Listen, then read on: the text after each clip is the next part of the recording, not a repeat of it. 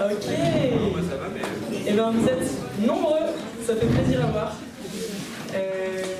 On va pouvoir commencer quasiment dans les temps cette table ronde sur la viabilité économique des micro-fermes maraîchères. C'est un vrai sujet et pour ça on a des personnes incroyables qui vont pouvoir nous en parler. Ah, si. Ce que je vous propose pour commencer, c'est qu'on se présente. Et on a du coup, en 2 mots, Alix qui sera là pour l'ITAB, Simon qui représente la ferme de l'Alouetterie qui est à Nantes, Brigitta et Adrien qui sont à la ferme de l'Eldoradi à Bruxelles, et moi-même qui travaille pour Verbe de Terre Production et maraîchage sol vivant à Rennes. Peut-être Alix, tu peux commencer par te présenter en 2 mots. Qu'est-ce que tu fais à l'ITAB? Que fait l'ITAB? Quel lien avec le sujet d'aujourd'hui? Bonjour à toutes et à tous, merci déjà à la FOP de m'avoir invité aujourd'hui. Donc moi je travaille à l'ITAB, peut-être certains d'entre vous connaissent déjà, c'est l'Institut de l'agriculture et de l'alimentation biologique. Donc on travaille à produire des références, enfin des connaissances autour de l'agriculture biologique en général, donc sur toutes les filières confondues.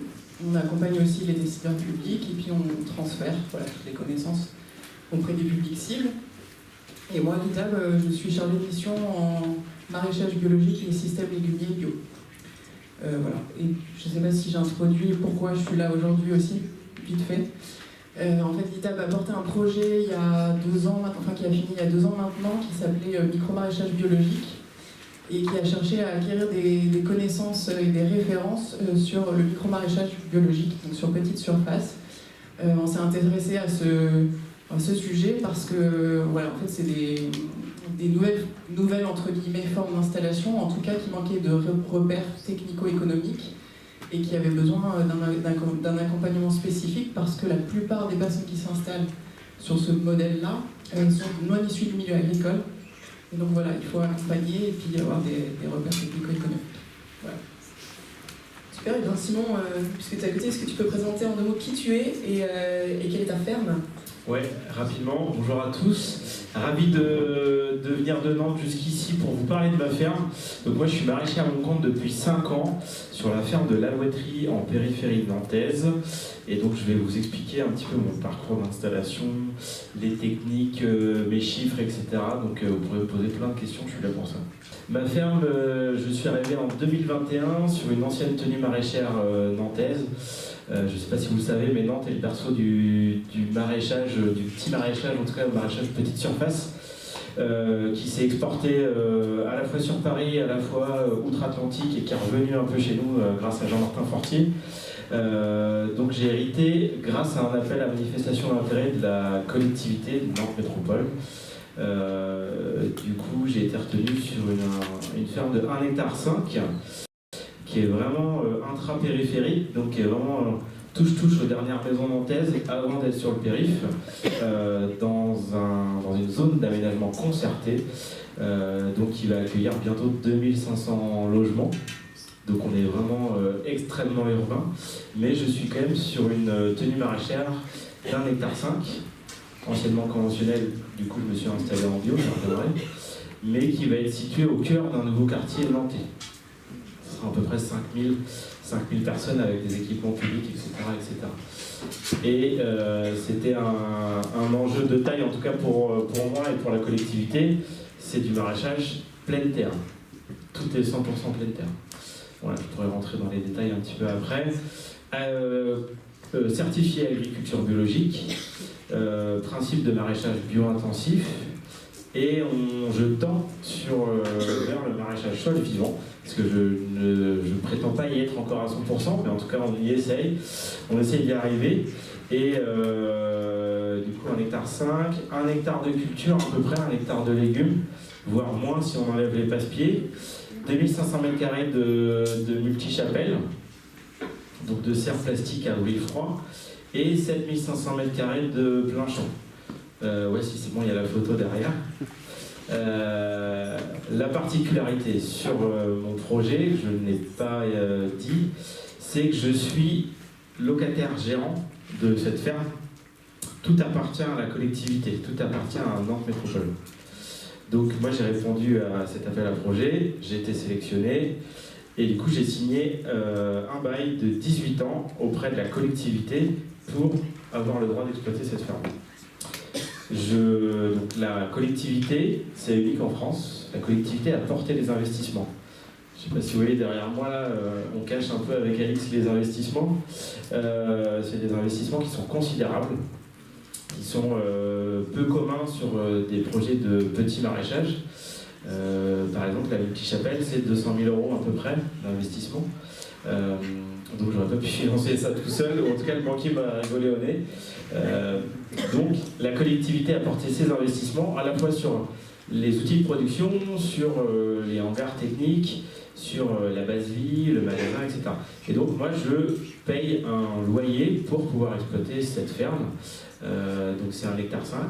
J'ai un loyer au mètre carré qui correspond en fait un petit peu près aux divers équipements que vous voyez sur place. Donc j'ai un prix au mètre carré pour la serre, j'ai un prix au mètre carré pour le hangar, j'ai un prix au mètre carré pour mon magasin, pour ma base vie, pour les toilettes, etc. etc. C'est combien on dit à ma gauche. Ce qui était sympa, c'est qu'on a réussi à négocier une progressivité du loyer le temps de mon installation.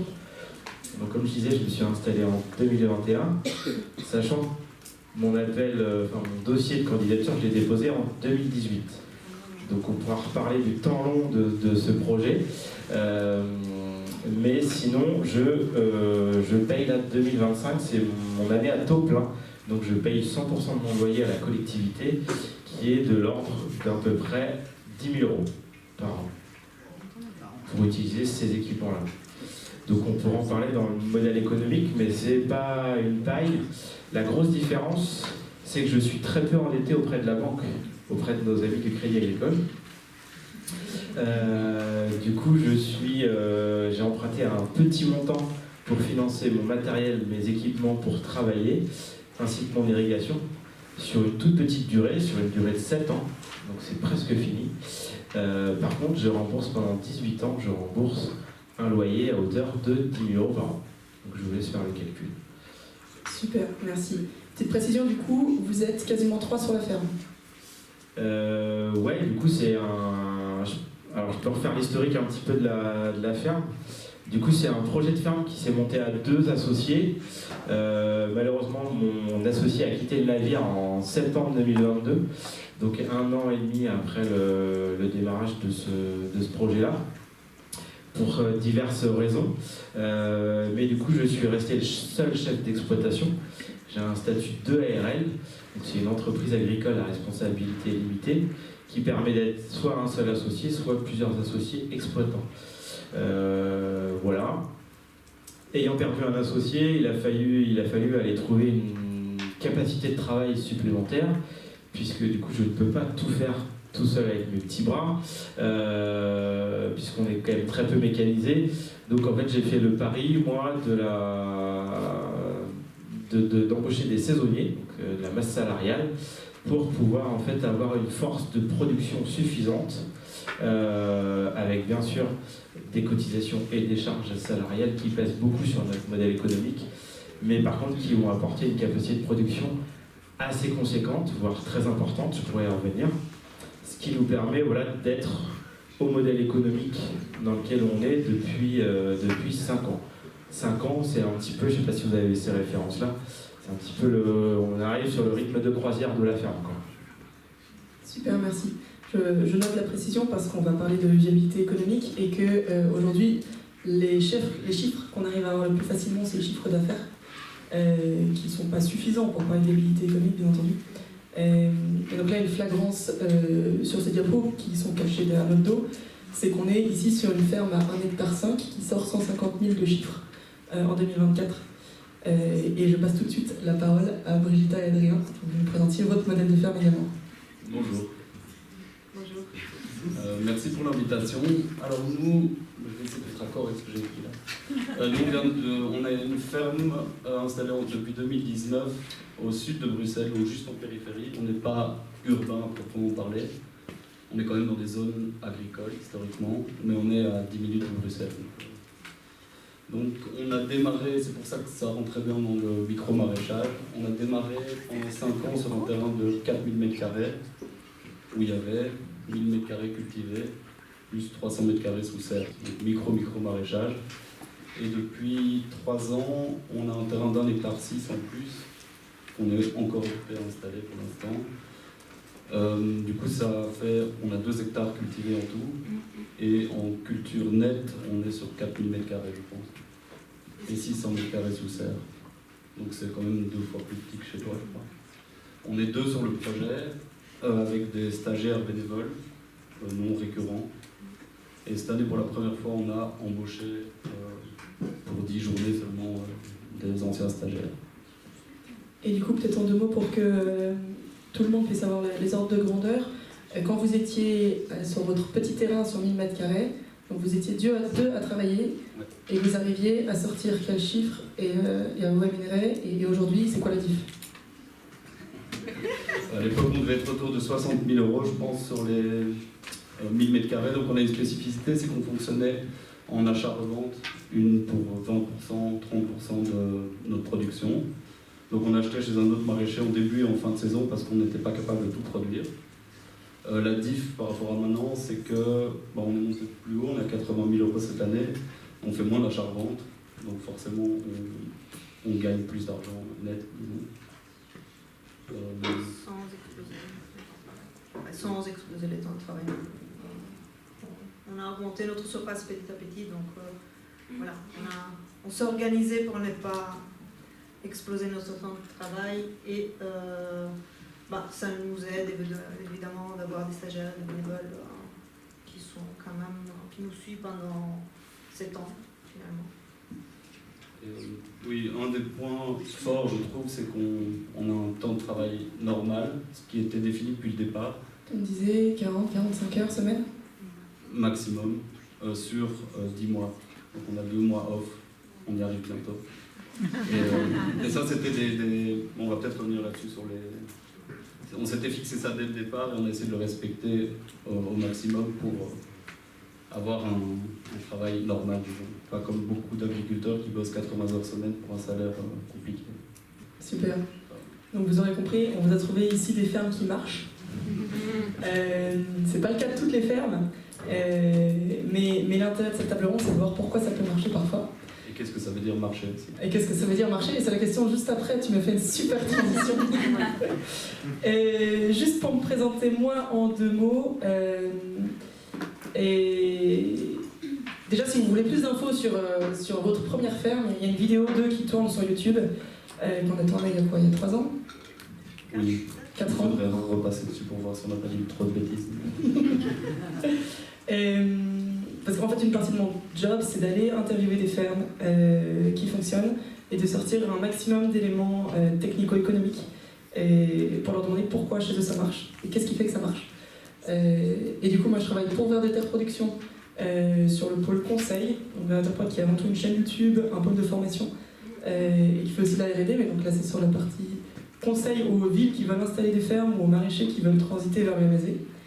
Et j'ai également une casquette MSV sur l'animation nationale, qui fait que quand parfois on arrive à avoir un financement, on peut aller filmer des fermes et partager ça au maximum. Et on organise également des rencontres nationales MSV qui ont lieu tous les ans, et qui auront lieu cette année en février. Je fais un petit coup de com'. Voilà.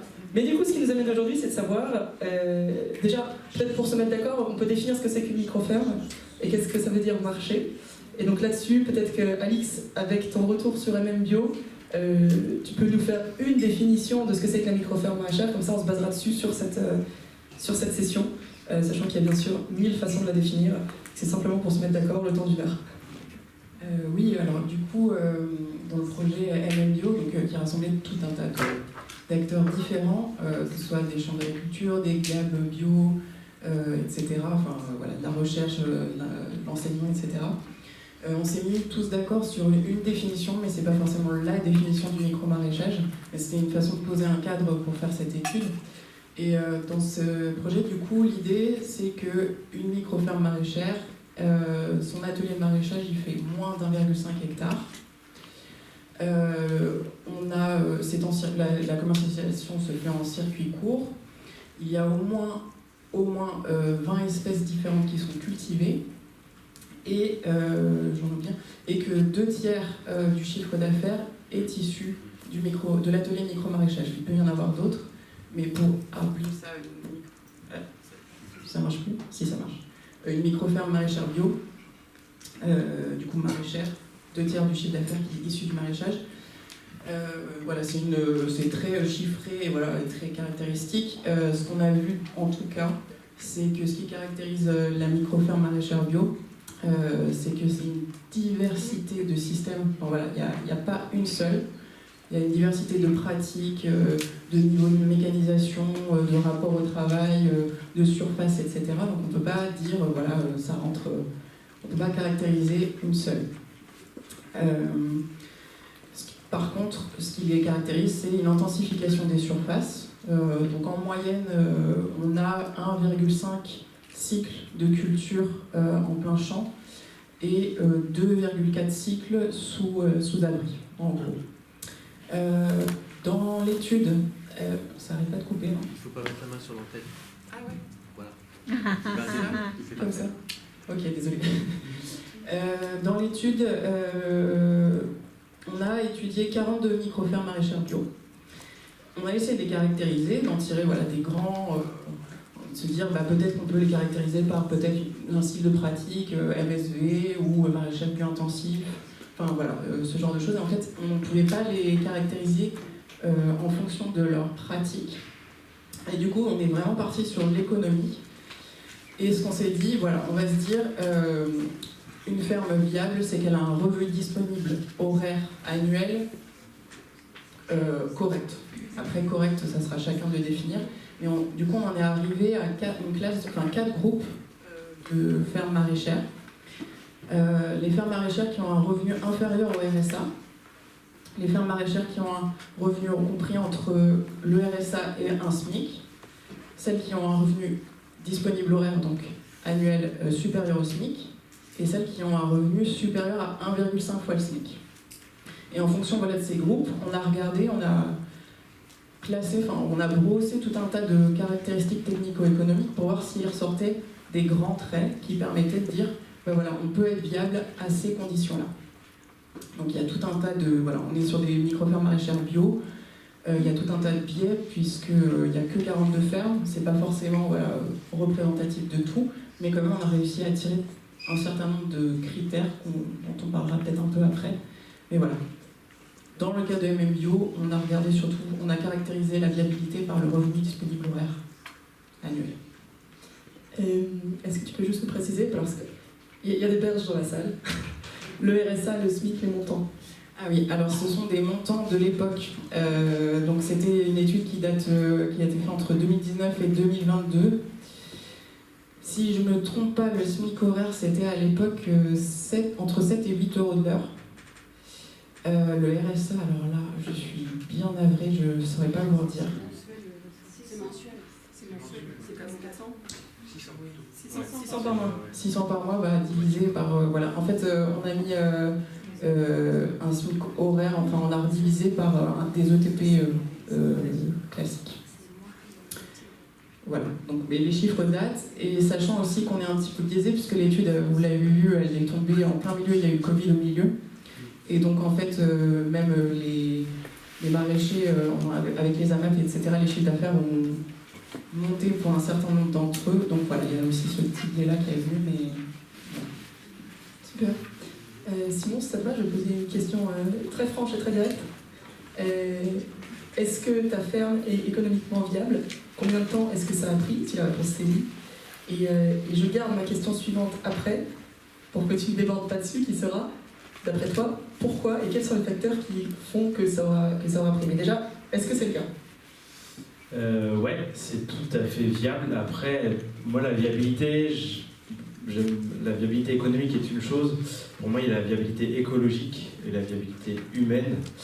Donc, on peut bosser comme un chien et gagner de l'argent tout en niquant la planète. Nous, c'est le choix qu'on n'a surtout pas fait. Donc, ouais, du coup, c'est une ferme qui est viable économiquement, écologiquement et humainement, puisque j'arrive à garder mes stagiaires, mes saisonniers, etc., au fil des années. Ils reviennent tous les ans, donc ça, c'est plutôt cool, c'est bon signe. Viabilité économique, moi, il dépend de mon modèle économique et des choix stratégiques que j'ai pu faire, puisque mon activité est multiple. Donc ça me rassure parce que je colle dans ce que tu as dit en termes de proportion de chiffre d'affaires. J'ai choisi le statut de... J'ai le temps, hein. J'ai choisi le statut d'EARL pour avoir cette flexibilité-là de pouvoir faire rentrer du chiffre d'affaires autre que agricole. Tous les statuts agricoles ne le permettent pas. Donc le statut EARL permet un chiffre d'affaires non agricole au maximum 50% dans la limite de 100 000 euros. Donc on n'y est pas, là on est encore très très loin. Mais ce qui me permet par exemple de faire de l'achat-revente, de faire des animations payantes et de faire des prestations de services ou des prestations de conseil. Donc en fait mon chiffre d'affaires il a 3 piliers. Il a l'activité de production maraîchage, du coup qui est à peu près, je pense qu'on est à 80-85% du chiffre d'affaires. Là, l'objectif, en tout cas, ce qu'on est en train d'atteindre en 2024-2025, c'est à peu près 120 000 euros de production de légumes.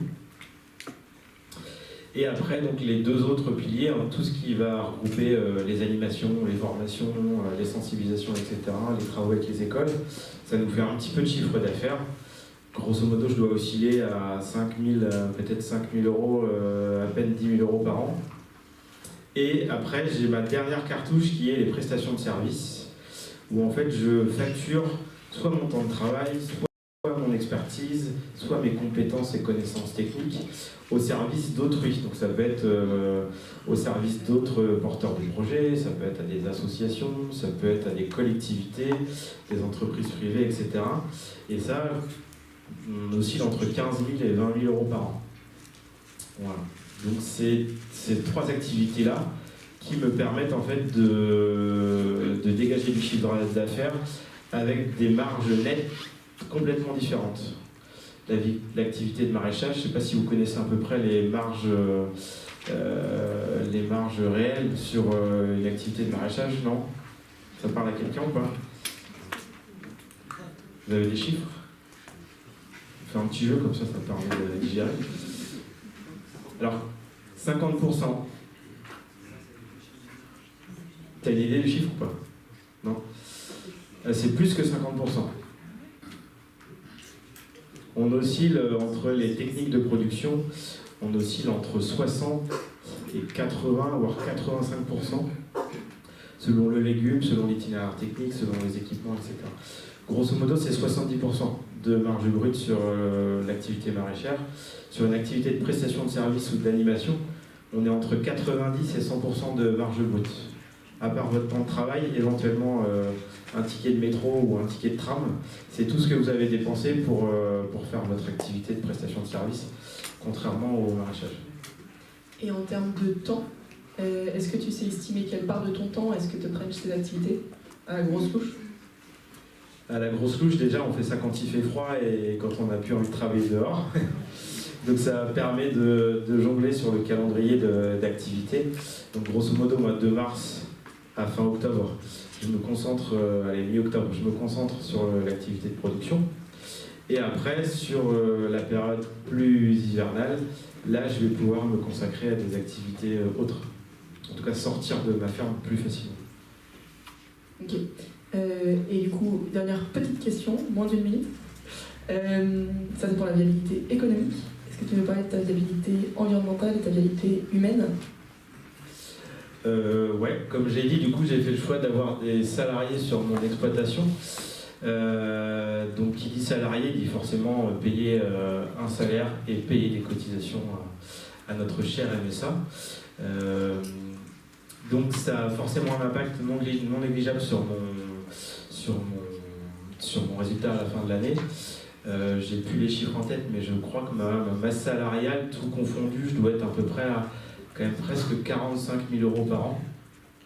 Donc c'est pas négligeable sur le chiffre d'affaires. Aujourd'hui, le salaire mensuel d'un de tes salariés, c'est quoi?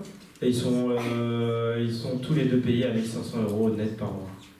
Ok, et toi, tes prélèvements, si c'est pas trop indiscret? C'est le même, à peu près. Après, moi, je fais variable d'ajustement, donc ça m'arrive d'avoir parfois des mois à 1 000 euros net.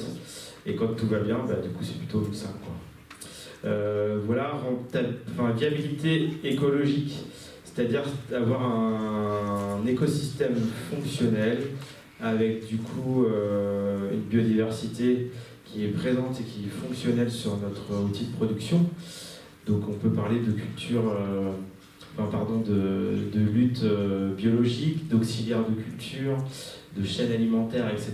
Donc on a quand même, nous, un écosystème qui fonctionne avec une régulation assez naturelle de nos ravageurs et de nos prédateurs, sans forcément avoir recours à des produits moins sympas. C'est joli, c'est agréable à l'œil, les voisins, parce que du coup, on est quand même très urbain. Donc les gens passent tous les jours devant la ferme. Ça reste quand même sympa, c'est très fleuri, il y a plein de couleurs. Donc ils apprécient aussi le paysage. On a un rôle important à jouer sur le paysage. À Nantes, on parle aussi beaucoup d'îlots de fraîcheur. Voilà, on a quand même 1,5 hectare de pleine terre et de verdure, en plus irrigué, donc il va pouvoir quand même rafraîchir ces prochains quartiers qui vont arriver.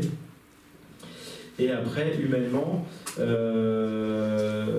on est là quand même pour un peu, même si moi je bosse plus de 70 heures à la semaine, c'est mon choix, on pourra en revenir. On a quand même choisi de le faire en se marrant un peu et en trouvant, en prenant du plaisir à travailler. Donc on le fait en sélectionnant les profils qui peuvent se présenter à nous. Donc c'est clairement, moi j'en suis un, c'est clairement tous des NIMA, donc des non issus du milieu agricole, ou des jeunes en formation.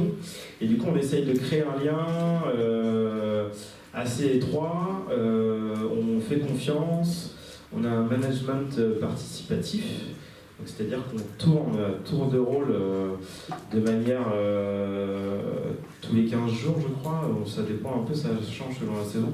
Tous les 15 jours, chacun a un poste attribué avec la responsabilité qui va avec, et y compris la charge mentale qui va avec. Donc ça permet d'impliquer, de former, de responsabiliser. Et en fait, chacune des personnes qui peuvent passer dans ma ferme aussi se sentent impliquées dans la vie de la ferme, et dans les ratés, dans les échecs, dans la technique, dans la réussite, dans la récolte, dans la commercialisation, etc. etc.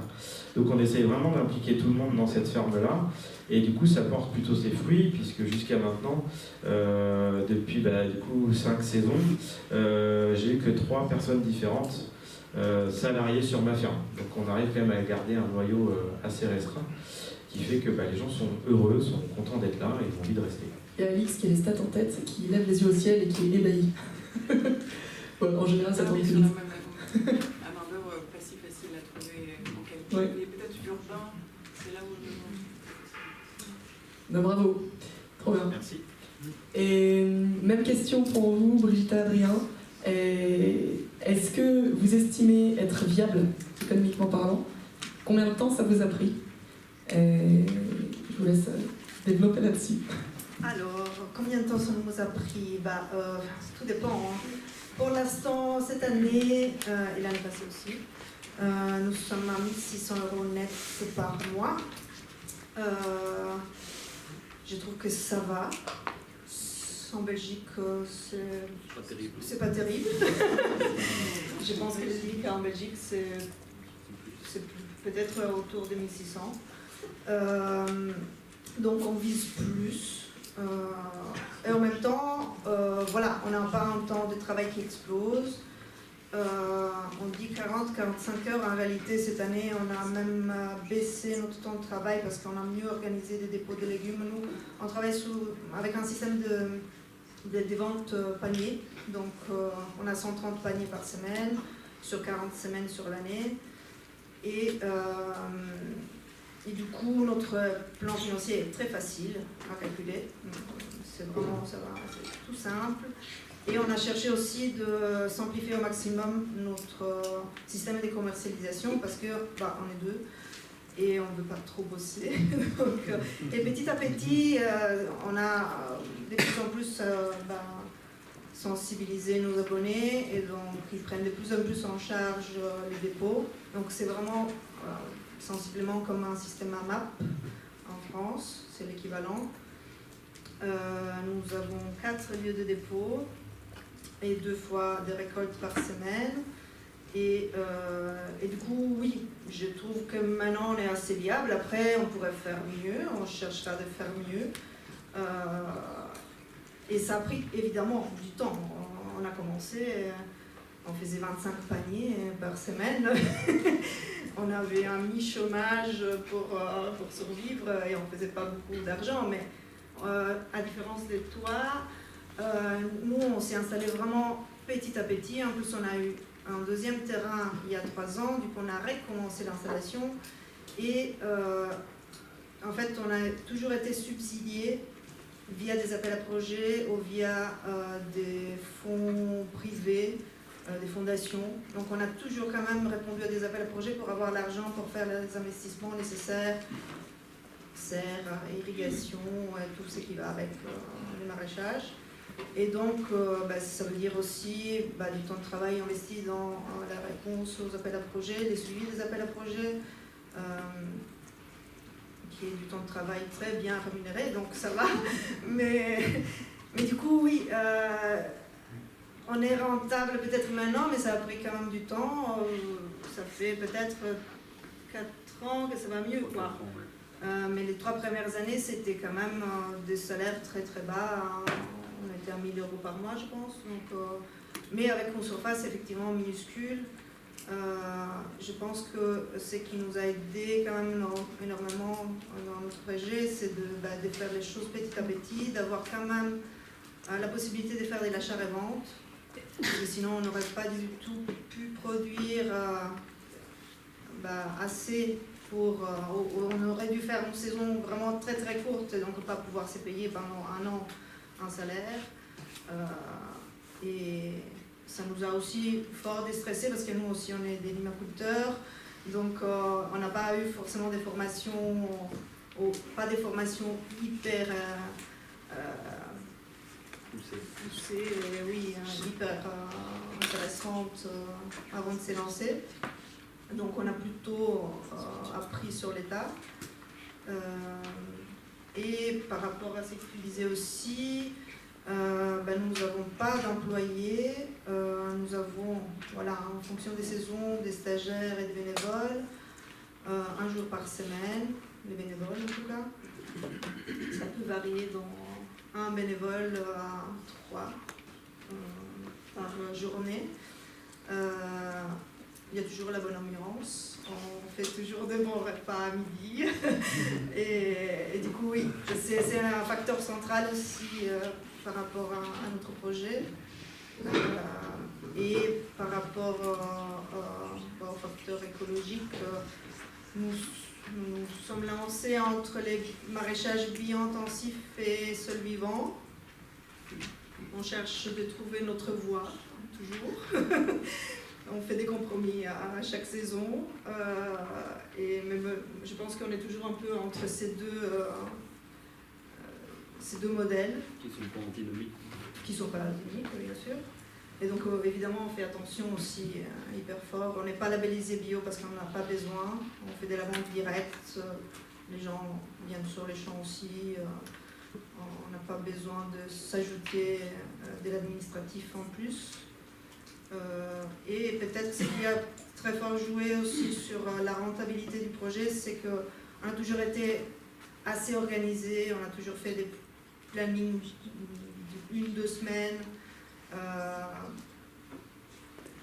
Oui, on a cherché d'être au maximum organisé sur les champs pour justement pas exploser les temps de travail. On fait à 9h-17h tous les jours, avec un mercredi d'admin et des vacances méritées. Pour compléter, je crois que ce qui nous a aidé, c'est aussi d'avoir un seul modèle de commercialisation. Donc tous nos chiffres d'affaires proviennent de la vente des légumes. À prévoir avec le modèle panier, c'est plutôt facile. On sait combien d'abonnés on a besoin par saison pour toucher autant. On avait plus ou moins défini combien on voulait se payer aussi et on part de là. Et maintenant on a ce plan financier qui marche et qu'on fait varier en fait. Si on augmente d'1 € les paniers, combien ça nous fait en plus, si on veut se payer plus, combien il nous faut d'abonnés en plus. Et avoir un modèle comme ça, c'est beaucoup plus simple qu'un maraîcher qui aurait 2-3 modèles de commercialisation différents. Les marchés par exemple, on ne peut pas prévoir ce qu'on va faire. Donc c'est un peu Donc ça nous a facilité d'aller dans une direction et maintenant, le risque c'est qu'on n'arrive plus à faire un autre modèle si on veut faire un autre modèle, mais en même temps notre force c'est que maintenant on maîtrise ce modèle-là et si on veut augmenter 20 personnes, ça ne nous tue pas le temps de travail, quoi. Oui. Et la proximité avec la ville joue énormément, tant pour trouver des clients, c'est infini le bagage client qu'on peut trouver. C'est toujours un peu compliqué d'en trouver, mais une fois qu'on les a, on les garde sur toute la saison. Et pour trouver des bénévoles ou des personnes pour nous aider, c'est aussi un plus d'être près de la ville, je pense, qu'isolé en campagne. Et du coup, en gardant en tête que c'est le contexte de Bruxelles, et vos paniers, vous les vendez combien? Et vous avez combien de paniers par semaine sur 8 mois du coup? 10 mois? 9 mois. Sur 9 mois? Donc on fait 40 semaines de production, ça fait plus ou moins 9 mois. On a 130 paniers par semaine et 2 types de paniers. Petit panier à 13 € par semaine, ça ne veut pas dire grand chose si on ne voit pas le panier. Et grand panier à 17 €. Ce qui a été un plus depuis 2, 3 ans, 4 ans, c'est qu'on a instauré un prix fourchette. Donc les personnes peuvent décider de payer 1, 2 ou 3 € de plus par semaine pour leur panier. Et ça marche. Donc la majorité des gens prennent une formule plus. C'est peut-être un petit truc de culpabilité de prendre le moins cher, du coup ils mettent 1 € de plus. Mais beaucoup de nos clients prennent la formule max parce que finalement 20 € par semaine au lieu de 17, pour eux ça ne change pas grand chose, pour nous c'est beaucoup. Et ça nous permet de ne pas faire exploser le prix des paniers, donc qu'un public un peu moins aisé puisse quand même y accéder. Ça a été un plus de gagner plus sans travailler plus. Trop bien. Et bah, du coup, c'est top, ça commence à énumérer les facteurs de réussite. Puisqu'on est sur le facteur commercialisation, peut-être Simon, je te laisse rebondir, nous expliquer comment ça se passe chez toi. Ouais, du coup, moi, c'est complètement différent. On a fait une petite étude de marché à la création de la ferme, où les Nantais nous ont dit clairement on ne veut pas de panier, peut-être lié au monde urbain, ou plein de contextes. Avant, c'était juste après le Covid, donc voilà. Donc nous, on a fait le choix d'avoir un magasin sur place, ouvert 2 fois par semaine, en vente libre. Donc on est comme une épicerie, quoi, grosso modo comme un stand de marché, sauf qu'au moins on est abrité, on est à l'abri de la pluie et du vent. Et en plus on est chez nous. Donc on a gagné du temps en transport, en chargement, déchargement. Donc nous on récolte les légumes dans le champ, hop, ils font 50 mètres et ils sont dans le magasin. On a à peu près une centaine de clients par semaine. Allez, entre 80 et en basse saison et plutôt 110, 120 en haute saison. On a des gens qui viennent par exemple que quand il y a des tomates. Ils viennent d'ailleurs ne m'acheter que des tomates. Voilà. Et après, donc ça c'est en ce moment on doit être à 70-75% du chiffre d'affaires à la vente directe sur place à la ferme. Les 25-30% restants, ce sont les restaurateurs nantais. On a une petite dizaine de professionnels qui nous commandent toutes les semaines, voire 2 fois par semaine, des légumes pour leur resto.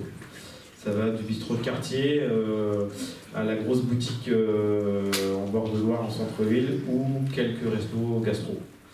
Voilà. On fait aussi quelques paniers pour une association, mais c'est vraiment à la marge. Mais on est principalement, exclusivement en vente directe à la ferme.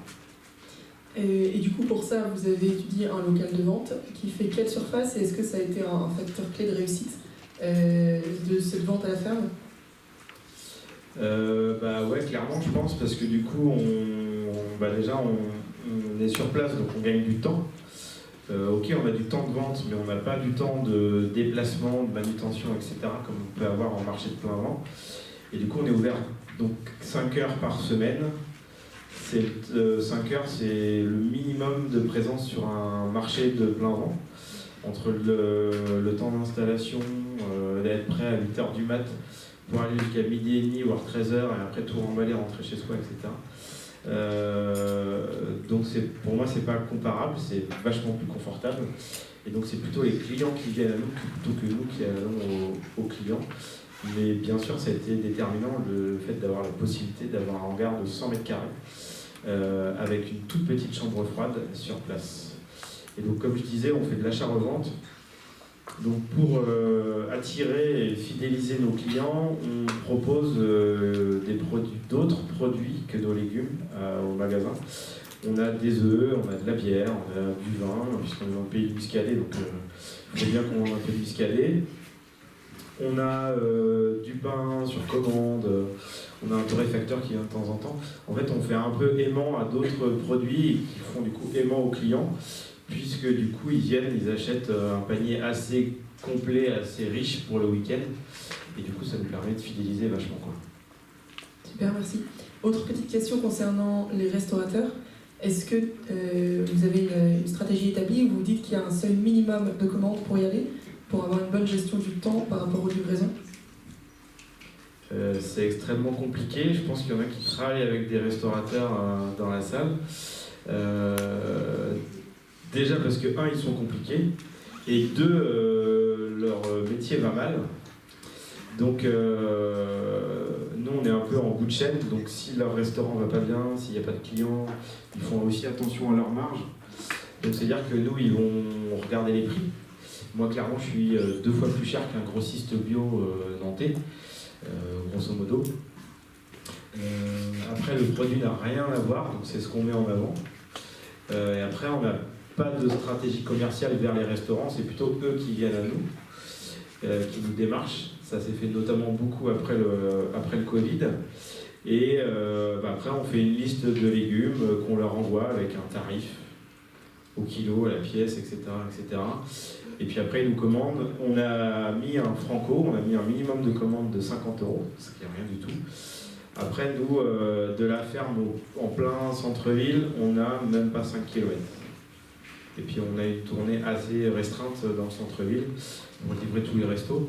Mais dans l'idéal, c'est un système de commercialisation, une voie de commercialisation que j'aimerais arrêter ou éventuellement limiter au strict minimum aux quelques copains restaurateurs qu'on a pour arrêter de s'enquiquiner avec ça, quoi. Est-ce que trop chronophage? Faites la différence entre ramasser une caisse de carottes et la descendre au magasin. Et donc ramasser une caisse de carottes, peser 3 kg parce qu'il veut 3 kg de carottes jaunes. Du coup, la mettre dans ton camion, partir en camion, le livrer au bon moment, sachant qu'il arrive qu'à 9h. Voilà. C'est pas du tout la même logistique. Donc, sachant qu'on est obligé de vendre nos produits un peu moins cher quand même pour les professionnels. Donc, au final, je suis pas sûr qu'on gagne tant d'argent que ça avec les restaurateurs. Et en termes de notoriété, par exemple, ça peut nous apporter, nous, peut-être un peu du famous, voilà, pour dire tel resto fait nos légumes. Mais en fait, nous, ça nous sert à strictement rien, ça leur sert plutôt à eux. Il y en a qui le font bien, d'autres qui le font moins bien. Donc voilà, je suis pas sûr que moi, grosso modo, ça me prend grand-chose de livrer mes légumes à un tel, quoi. Hyper intéressant d'avoir ce retour. Quand on entend souvent, je vais me diversifier de niveau commercial en allant vendre aux restaurateurs pour atteindre la viabilité économique. Donc, toi, dans ton contexte, c'est plutôt une illusion. Super, merci. Alice, puisqu'on parle des leviers commerciaux comme enjeu de viabilité économique des micro-fermes, est-ce que tu as des retours suite à l'étude MMBio à ce sujet?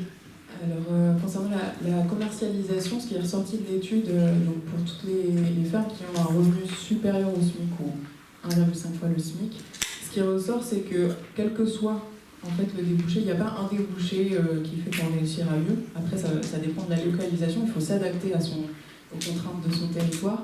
Par contre, ce qui ressort, et là j'ai l'impression que ça ressort aussi avec vos deux fermes, c'est que les fermes qui réussissent entre guillemets économiquement le mieux, c'est celles qui concentrent 90% de leur chiffre d'affaires sur un seul débouché.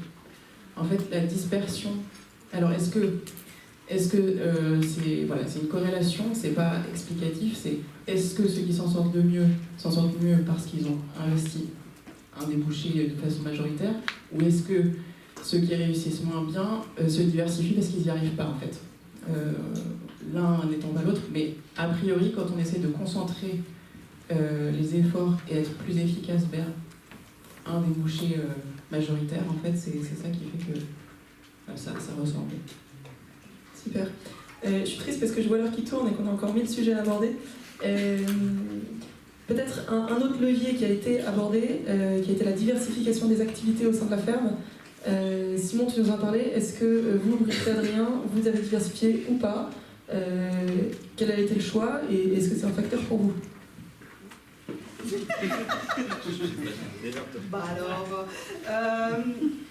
Non, nous n'avons pas encore diversifié, mais en même temps, nous avons en structure une association. Nous sommes une association, ça s'appelle l'ASBL en Belgique. Et donc, on laisse ouverte la porte au fait qu'on puisse, à un moment donné, diversifier avec des ateliers, avec l'accueil d'enfants. C'est juste que nous, on ne peut pas s'en occuper. Donc, du coup, il faut trouver, en fait, voilà, ça prend du temps de trouver des personnes de confiance, des personnes avec lesquelles tu peux bien t'entendre, qui ont envie de s'investir et de aussi gérer tous les processus de mise en place aussi, parce que nous, on n'a pas du temps à dégager pour... oui, on en a un peu, mais pas tellement. Hein. Notre activité principale, c'est la production. Donc, c'est clair qu'on reste tout à fait ouvert et je pense que ça reste un souhait aussi. Je pense que ça se fera sur quand même plusieurs années parce que même développer ces genres d'activités prend du temps. Avant que ça soit rentable, il faut du temps aussi. Donc, nous sommes une association, donc c'est tout à fait faisable de le faire. Et on a un but social en tant qu'ASBL, qui veut dire association sans but lucratif à la base. En fait, l'argent qu'on fait devrait servir l'objet social de notre association. Objet social qui est éducation à l'alimentation durable. On a un peu agrandi l'objet social, donc ça semblerait tout à fait pertinent d'accueillir des activités qui servent cet objet social. Nous avons déjà des activités, des toutes petites activités, mais qui ne sont pas du tout rentables. On fait des ateliers cuisine en prix libre. On a eu une ancienne abonnée qui faisait des ateliers pour les enfants, ateliers nature au potager les week-ends quand nous n'étions pas là. Mais voilà, on ne gagne rien de ces genres d'activités. Elles sont là, elles nourrissent l'ASBL, mais voilà, pour l'instant, un autre chiffre d'affaires est complètement lié au panier. Et on a choisi ce modèle-là par simplification, mais aussi parce que ça nous permet d'atteindre certains subsides. En Belgique, les ASBL il y a des appels à projets orientés vers les ASBL, plutôt pas mal, et ça nous permet d'accueillir des bénévoles légalement, au contraire d'une société ou d'une personne indépendante. Okay. Je garde la notion des subsides ou des aides pour après. En termes de diversification, non pas des activités, mais des productions. Est-ce que intégrer par exemple un atelier volaille, de l'arbo ou autre, donc vous avez déjà parlé d'achat-revente, mais est-ce que ça a participé à votre viabilité économique? Moi, je ne diversifie pas du tout chez moi, même si on est en train d'y réfléchir. La particularité, c'est que moi, dès le début, dans l'appel à projet, on savait que la parcelle était limitée avec des gros traits rouges bien épais sur la photo aérienne, sur la carte, et que de toute façon, je n'aurais pas 1 cm² de plus. C'était dans le contrat avec la métropole. Donc, je ne peux pas m'étendre. Il faut que j'utilise à 100%, voire à 150% les 1,5 hectare dont je dispose. Comme ça fait 5 ans, on commence à stabiliser notre production légumière. Et en fait, on l'a déjà très diversifié, puisque moi, je dois être à une 50aine de légumes différents sur l'année. On va réduire un peu parce qu'on s'est rendu compte que c'était quand même un sacré casse-tête, puisque comme on est en maraîchage bio, diversifié, en vente directe, il faut qu'on ait un peu tous les légumes possibles toute l'année, enfin qu'on ait une offre assez diversifiée toute l'année.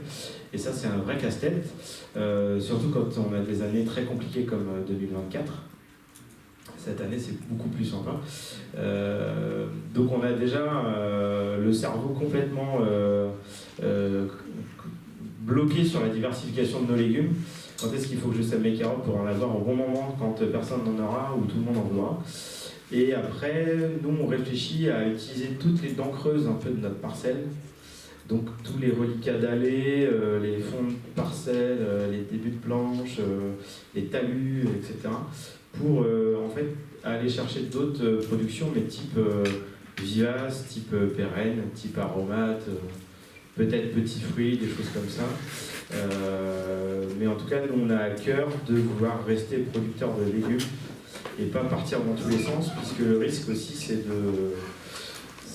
de, comme la commercialisation, c'est quand on court après tous les lièvres, il y a un moment où on se finit par se péter la gueule. Donc si on le fait, il faut le faire prudemment. Et en tout cas, moi j'ai choisi de faire que du légume. C'est super, je pense que tu vas faire transition avec ce que risque de dire Alice. Alice, sur la question de la diversification et des activités et des productions par rapport à la viabilité économique des fermes. Oui, alors du coup dans cette étude, ce qui ressort, enfin voilà, on enfonce des portes ouvertes, mais en fait les fermes qui s'en sortent le mieux, c'est celles qui se dispersent le moins en termes d'ateliers. Alors il va y avoir certaines qui vont se diversifier en argot, en poulailler, etc. Mais celles qui s'en sortent le mieux, elles ont qu'un atelier en fait. On concentre aussi les compétences sur un atelier, voire 2 max. Et mais pareil, en nombre d'espèces cultivées, ce qu'on voit, c'est pas forcément qu'on s'en sort moins bien si on en fait plus, mais celles qui s'en sortent le moins bien, elles vont sur des espèces qui sont un peu atypiques, on va dire, sur des fleurs comestibles ou sur des endives, ou enfin voilà, des choses qui demandent une très grande technicité et qui dispersent un peu les compétences. Alors c'est pas forcément la réalité, enfin voilà, c'est pas une vérité sur laquelle, enfin voilà, qu'on assomme. Mais en fait, ce qui ressort, c'est que voilà, les deux décomplexifier, c'est un atout majeur. Pas vouloir faire tout en même temps dès le début, que ce soit en commercialisation, en pratique, même pratique agricole. En fait, partir progressivement, on le voit, hein, vous allez tous monter les marches petit à petit. C'est vraiment, ça c'est un marqueur des fermes qui réussissent le mieux. On complexifie en montant en compétences et en technicité chaque année. Et nous, on avait réfléchi à peut-être faire de la production de plants ou d'autres activités, mais à chaque fois quand on fait le calcul, c'était toujours mieux de trouver 10 clients de plus que de se lancer dans une nouvelle activité. 10 clients de plus dans l'activité qu'on maîtrisait déjà. Et donc je pense effectivement pour la charge mentale, c'est déjà un boulot qui est stressant, prenant, avec énormément de choses à penser. Donc si on s'éparpille, à mon avis, on s'épuise aussi. Ça peut marcher, mais alors on s'épuise.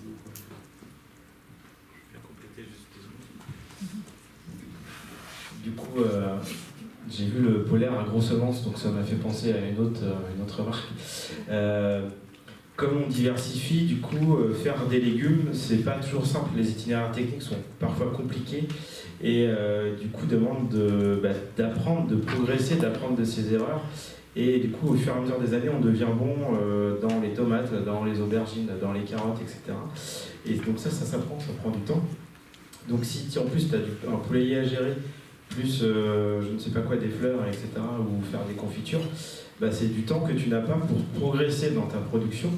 Et nous, pareil, on a plutôt développé notre propre pépinière, donc c'est-à-dire qu'on produit 80% de nos plants, donc c'est du temps, c'est de l'énergie, etc. On se concentre vraiment 100% sur notre production. Super, merci. On m'indique 3 minutes avant les questions-réponses. Ah oui, on sait jusqu'à 15h15, donc on va quand même prendre 3 minutes avant les questions-réponses.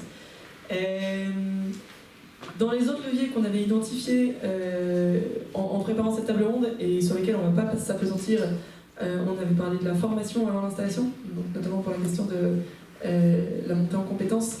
Et donc intéressant de voir qu'on a ici majoritairement des NIMA, mais que vous êtes formés soit sur le tas, soit en allant faire des stages à droite à gauche, soit en montant doucement en compétences dans la ferme. Donc on avait identifié la formation, on avait identifié la technicité des outils de production, je pense notamment aux serres. Donc 2500 m² de serre, il y a de la multichapelle. Chez vous sur l'installation, il y a aussi de la grosse installation serre.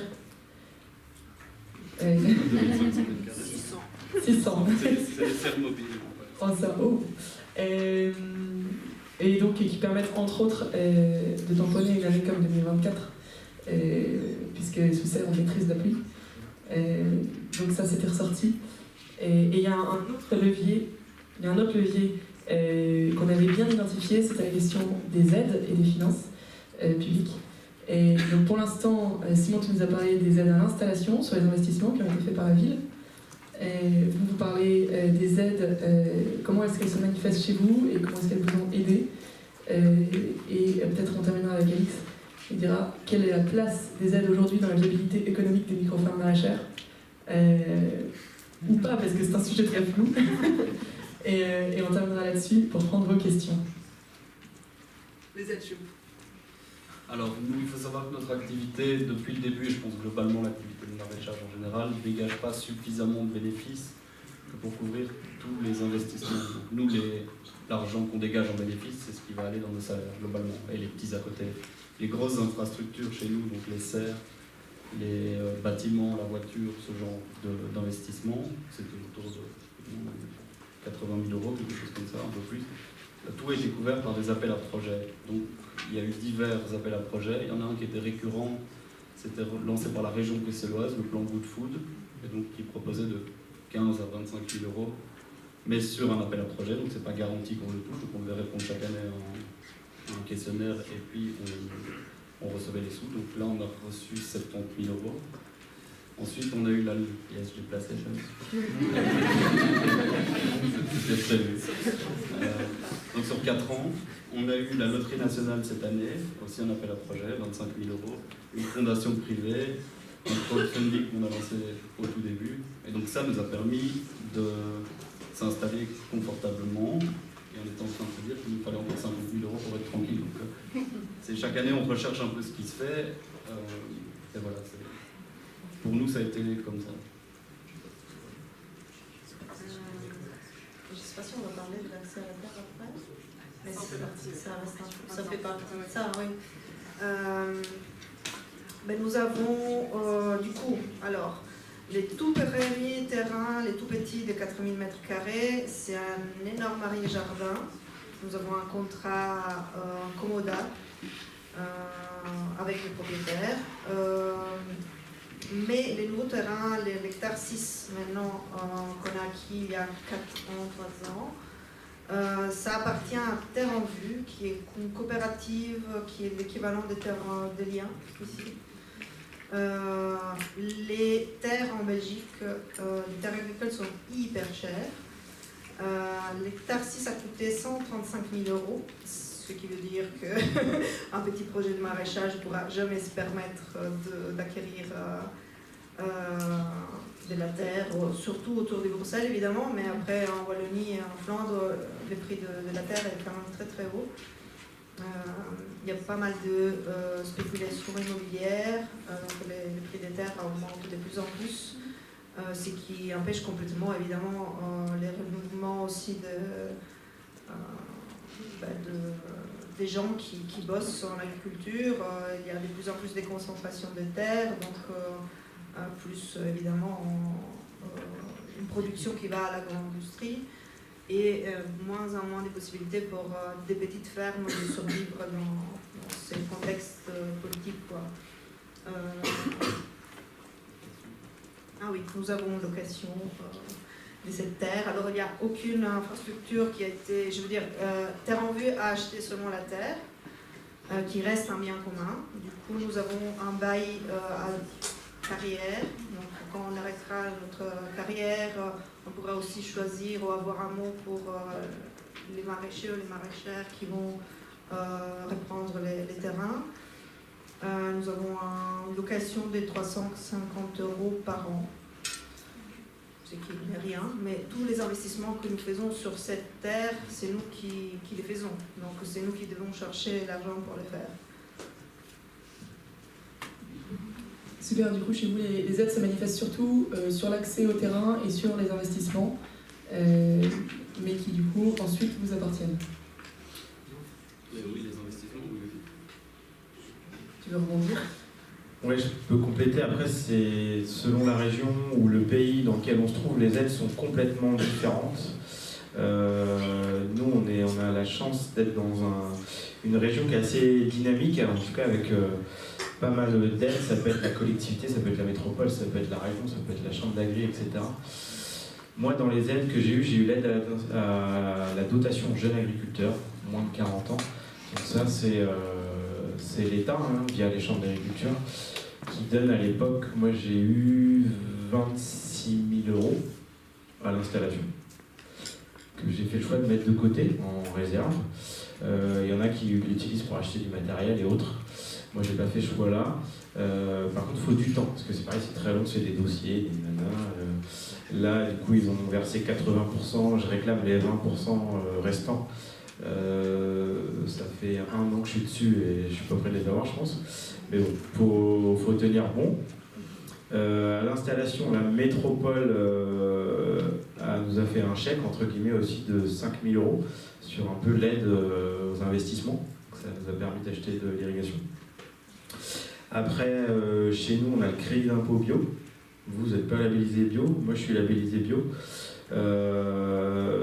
Non pas par conviction, puisque je suis pas forcément fan du label bio, on pourra en discuter si vous voulez, mais c'est une certaine reconnaissance pour nos clients, mais c'est surtout que ça nous ouvre le crédit d'impôt bio, et ça c'est 4 500 € par an, et miracle, je crois que le gouvernement veut nous le mettre à 6 500 € par an. C'est la première fois qu'on entend ça, on ne sait jamais. Donc voilà, c'est un petit coup de pouce supplémentaire. Après, on peut aller chercher d'autres choses sur de la fourniture, de l'achat de matériel, de l'investissement dans les nouvelles technologies. On peut aller chercher des sous, mais il y a quand même pas mal de choses, mais ça dépend d'où on se trouve. Alors dans MMBio, on n'a pas cherché à évaluer la part des subventions, des aides qui ont permis aux 42 fermes de réussir ou non. Enfin, voilà. Par contre, ce qu'on peut dire, parce qu'en fait, il y a une diversité, il y a des gens qui vont réussir, enfin, économiquement parlant, sans prendre aucune aide, parce qu'il y a des convictions de je veux m'affranchir de toute aide, comme d'autres qui ont les compétences administratives, ça ne fait pas peur et puis ils y vont. Donc ça, c'est pas forcément un marqueur. Par contre, ce que je peux dire d'un point de vue investissement, ce qu'on voit, c'est que, alors aussi, endettement, moins on va être endetté au départ, assez logique, et mieux on va y arriver, en tout cas plus vite.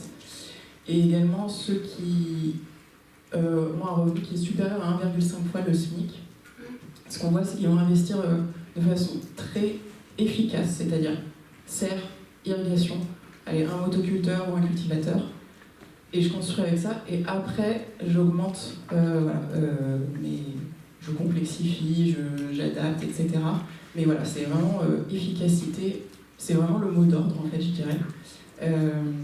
Et donc, par exemple, on peut avoir des fermes qui ont le même chiffre d'affaires, qui ont le même capital, on va dire, en bâtiment, en équipement. Ils ont investi le même chiffre. Et en fait, ils ont des revenus disponibles diamétralement opposés. Donc vraiment, là, la différence se fait dans la conception, l'efficacité qu'on va mettre dans ces choix au début. Donc voilà, c'est ce que je peux apporter là-dessus. J'ai oublié un truc qui n'est pas négligeable, c'est la PAC. L'Europe qui finance aussi depuis quelques années le petit maraîchage. Donc avant, quand on faisait moins de 3 hectares, on passait sous les radars. Maintenant, on y a accès, en tout cas moi par exemple, j'y ai accès, et on peut faire une demande tous les ans pour avoir, selon si on est en bio, selon une aide à l'hectare, etc., etc. Donc c'est pas négligeable. Et je reviens sur ce qu'a dit Alix. Nous, on a fait le choix aussi d'investir assez fortement dans certains outils, notamment un micro-tracteur et de l'irrigation automatisée, et qui nous a permis d'être efficace assez rapidement. Super, merci beaucoup. Et oui, vous pouvez les applaudir.